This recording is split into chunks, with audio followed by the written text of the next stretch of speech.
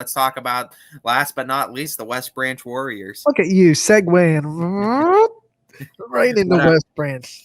But West Branch, they were the team in the EBC last year, and they were the team that nobody was talking about them. And they might not like that we talk about them, or we don't talk about them. And they might prefer that we don't talk about them, but I don't care, because we're talking about them now, because West Branch was absolutely dynamic last year, and I expect them to be dynamic again this year. They were an 8-2 team last year, 5-0 in the EBC.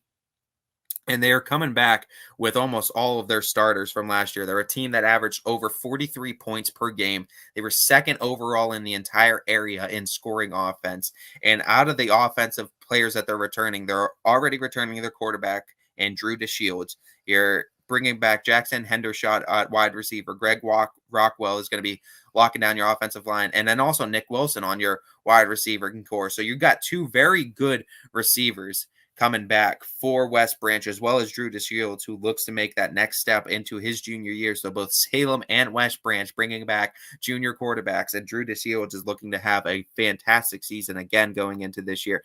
Some guys they lost. They did lose a bunch of wide receivers. Brock Hillier, too, on quarterback, who was their guy last year. That was their starter last year. But I think Drew DeShields, everything he learned under Brock Hillier, is going to put him in great position coming into his junior year. But Brock Hillier lost on quarterback. You lost Josh Gregory and Andrew Coffey on wide receiver, Kenny Mara on O-line, David McKeever on wide receiver, and Alex Wilson, too, on your running back. But out of the guys that they did lose, I think they have enough to replace them, too. Drew DeShields learning against under Hillier, too. I think it puts him in a great position. I think he's ready to take over that quarterback spot, and he has two very solid targets in Hendershot and Wilson to throw to. I think that West Branch offense is going to be just as dynamic as they were before. And by the way, just to kind of close the gap on Brock Hillier, who was so phenomenal for West Branch last year at the quarterback range, he is getting ready to start his collegiate career at Marietta. He committed in January to Marietta for football. He was also the Penn Ohio All-Star Game offensive MVP. So a lot of special praise for Brock Hillier as he leaves the Warriors program. But Drew DeShields, he's stepping up into a big spot as a junior and definitely game experience. I know he came in sometimes when West Branch was up by a lot, so not someone that's brand new to the varsity level. Big player in varsity basketball. He's been there before. He's not new to the varsity level in athletics, and he's just an athlete. I don't think they're going to have any trouble inserting Drew DeShields into that offense. I don't think they will either, and I think Drew DeShields is going to be dynamic because he's both a two-way player, too. So he's going to be on offense, and he's going to be a defensive back, too.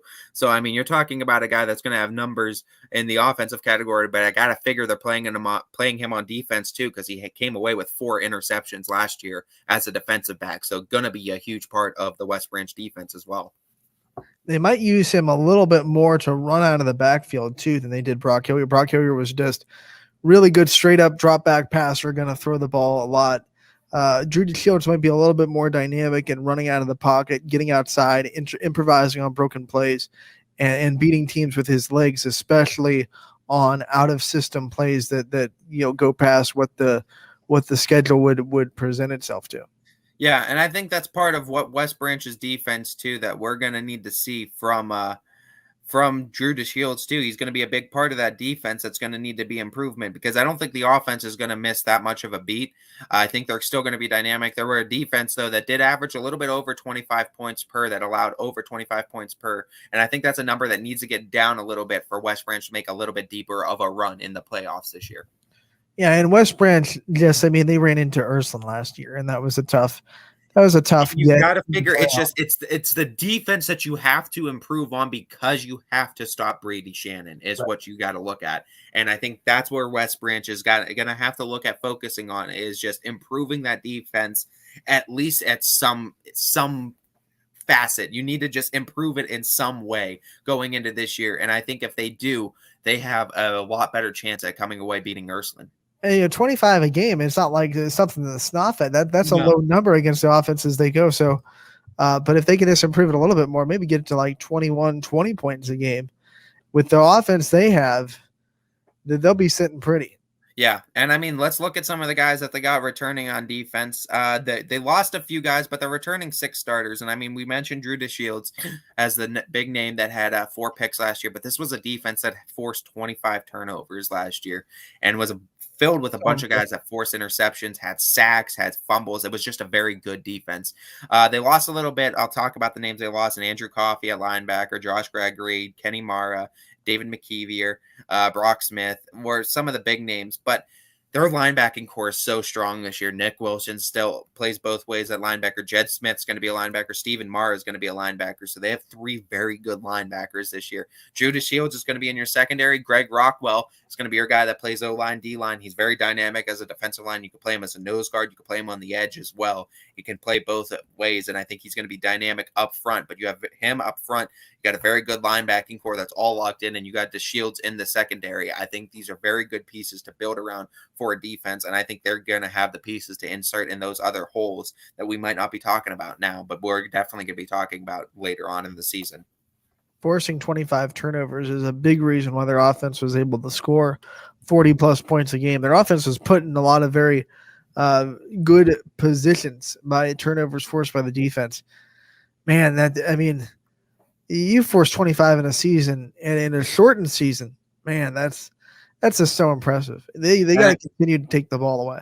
Nick Wilson's the biggest guy I think is to look for too going into his senior year. Nick Wilson last year, 57 tackles, 6 interceptions last year for West Branch. So you got a guy coming in as a linebacker that had 6 picks. That tells you exactly what he can do in the pass coverage as well as run coverage. And that's something that you don't see a lot at this level. Linebackers that are so skilled at guarding it in the pass game. Obviously, he's one of the guys that doesn't miss a beat. No, absolutely not. And I think he's going to be one of those guys that's going to be fun to watch. Him with 6 interceptions last year, DeShields with 4. There's 10 turnovers and 2 guys right there alone, and you expect them to make another big step in their improvements. And talk about their schedule a little bit and what the Warriors have in front of them in this season. They open up the season at East Liverpool August 20th before they go to Woodridge August 27th. And then they're finally home versus Revere September 3rd. And then they start in a conference play too when they go play Marlington at home September 10th, or at Canton South September 17th. Home versus Howland September 24th. Home versus Carrollton October 1st. At Alliance October 8th. Home versus Minerva October 15th. And obviously that October 23rd game at Salem. When since we didn't talk about it when we previewed Salem, let's talk about that final game of the season against the Quakers and what that rivalry means to both communities. I will talk about that, but the only other game I do want to mention before we talk about that, we'll hold on to it. Hold on. I think that Howland game, though, is going to be very interesting, though, for West Branch because of just the size of Howland, both up front and then roster size, how deep they are, and how deep West Branch is as well. I think that's going to be a huge test, too, middle of the season, Howland Tigers and West Branch Warriors, before they go into more conference play against Carrollton, Alliance, Minerva, and Salem. I think that Howland game is going to be a huge test, smack dab in the middle of the season, and it's out of conference play, too. So just a smack dab out of conference game in the middle of conference play for West Branch is going to be definitely an interesting game, I think, for the Warriors. Yeah, we got so ingrained in seeing teams play the straight up 3 conference games, 7 conference games, 3 non-conference games to start, 7 conference games, and then that's it.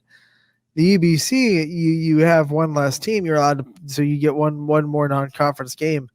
Teams are getting a little bit strategic on where they place that game, and that Howland game, like you said, right in the middle of their season, and it might be a swing game for how their season goes. And I think it's just a test game for them too, because I mean it's gonna test them against an AAC opponent, a team that goes up against the likes of Fitch's and Hardings and Boardman. So teams that see these bigger schools that have a lot of bigger pools to pick from, and West Branch gets to go up against one of those schools that contends with those type of schools all the time. So I think Howland is a perfect test school for the Warriors before they go into the tough part of more conference play and before they finally finish it out with the Quakers. AAC, not ACC. Yeah. Come on, AAC. come on, Ant. I What we got doing here? I got it with AAC. You got it. I didn't get it. You got Yeah, it. you didn't So get it the first time. You're thinking of the Falcons and the Spartans and not that Virginia was Tech. that was so disappointing because I'm a Georgia Tech fan and I love the AC. Obviously, I'm an ACC fan, so to mess that up was just like, Just talking high school football all the come time, on, man. You're more ingrained now with the AAC now. come on, Ant, come on. Okay, so let's talk now that we've cleared the West Branch schedule. Let's talk about that last game against Salem and the rivalry that has and what it means for the community. I think this is going to be one of those fun games too, because you're looking at two junior quarterbacks that I think are going to be absolutely dynamic for them. And we talk about what everything that Johnson was able to do with Salem last year as a sophomore. So coming into his junior year now with that whole year of experience is going to be huge for Salem, where West Branch now losing Hillier, so maybe taking a step back. Yeah, you're putting DeShields into that spot. I think he's going to be able to take over that spot and fill in tremendously. But it's a different look now on West Branch's offense. So I think this game is going to be interesting at Salem too. So the Quakers do get home field advantage this time. And of course, last game of the season. And as our fellow friend Eric Bailey would say, it's Salem West Branch. What more do you need to say? Right. And one of the things about having it the last game of the season, unlike some other rivalry games that we see happening week one, where one quarterback's coming back as a starter and the other one's making his first year as a starter. At that point, when you're 9 games in already, I don't know how much that experience difference is really going to be a factor. I mean, Drew DeShields will already have 9 games under his belt. If he ain't ready by that point, he ain't ready. I mean, that's just the thing. I mean, if you're not, that experience factor doesn't go as much into it as it would when talking maybe about South Range Springfield. You know, Springfield coming back with Bo Brungard, South Range going to be having a first year starter. Yeah. I don't think it's going to be as big of a talking point in week 10. I mean, also looking at it too, West Branch is returning a lot of other pieces on offense, and this was the second best offensive team in the area, a team that averaged over 43 a game. So they were a team that could put it on you, and they're a team that shouldn't miss a beat on other areas of offense. But Salem, I think, is going to be taking that next huge step on offense too, and I think Johnson's going to be just as good, but even better, I think too, than he was last year, because I think the pieces around him are going to be very good too. Better, that's scary. Yeah. Better. And I mean, like I said, it's not out of the realm to see him in 3,000 passing yards and 30 plus passing touchdowns this year. And that being week 10, it promises to be a lot on the line for both teams, whether it be playoff seeding, whether it be the EBC in general. That could be an EBC championship game. We don't know. Or it could, I mean, if it could mean playoff seeding for both teams in Division 4, where they're going to line up against a very tough division playoff wise. I mean, if you want to look at overall their standings last year, West Branch led it, went Kent, South Carrollton, Marlington, Salem, Alliance, Minerva. From looking at what the teams do, I mean, Kent, South Carrollton, and Marlington are definitely going to be competitive, but I think Salem is returning some of the most out of those 3 teams. I expect them to make some of the biggest jumps out of those 3 teams. West Branch is a question mark. Do they stay on the top of the EBC? I think they can, because I think they've returned enough on offense. Yeah, losing Hillier is hard, but I think DeShields is good enough that he could be placed in there, and they're going to be able to be creative enough to figure out an offense that caters to his style of play. And they have the pieces around him that I think West Branch should be still competing for the top of the EBC. But I think Salem's making that big jump because I think they have the guy in place in Johnson to make that jump.